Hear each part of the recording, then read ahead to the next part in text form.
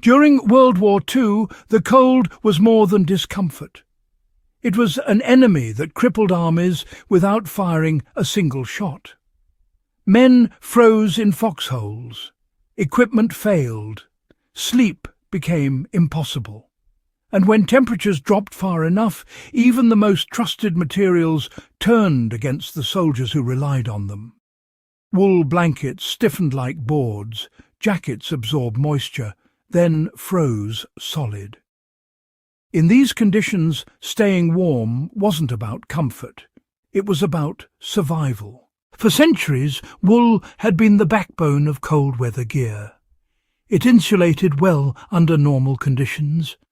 But the war pushed it beyond its limits. Snow melted into fabric, then froze again. Wind stripped heat faster than wool could retain it. Once damp, heavy blankets became liabilities, draining energy instead of conserving it. World War II demanded something different. Not thicker insulation, but smarter insulation. The breakthrough didn't come from infantry units. It came from the skies. Pilots flew at altitudes where cold penetrated metal itself. Traditional insulation failed instantly.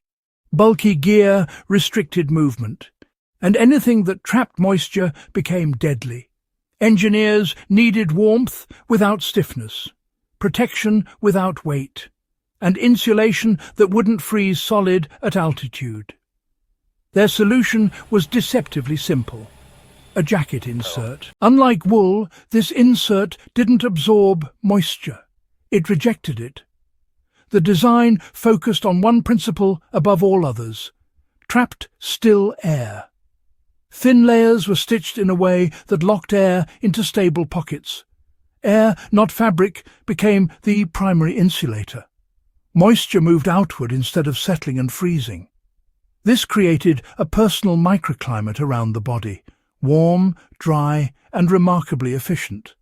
It wasn't magic, it was physics. Once pilots proved its effectiveness, the insert spread fast. Infantry units quickly adopted it. Men who had struggled through nights of frozen sleep suddenly found relief. The insert stayed close to the body. It didn't shift like blankets. It didn't stiffen in motion. In places like Bastogne and across the Eastern Front, this quiet innovation meant fewer cases of frostbite and more soldiers able to keep moving. In places like Bastogne and across the Eastern Front, this quiet innovation meant fewer cases of frostbite and more soldiers able to keep moving. Unknowingly, wartime engineers had rediscovered an ancient truth.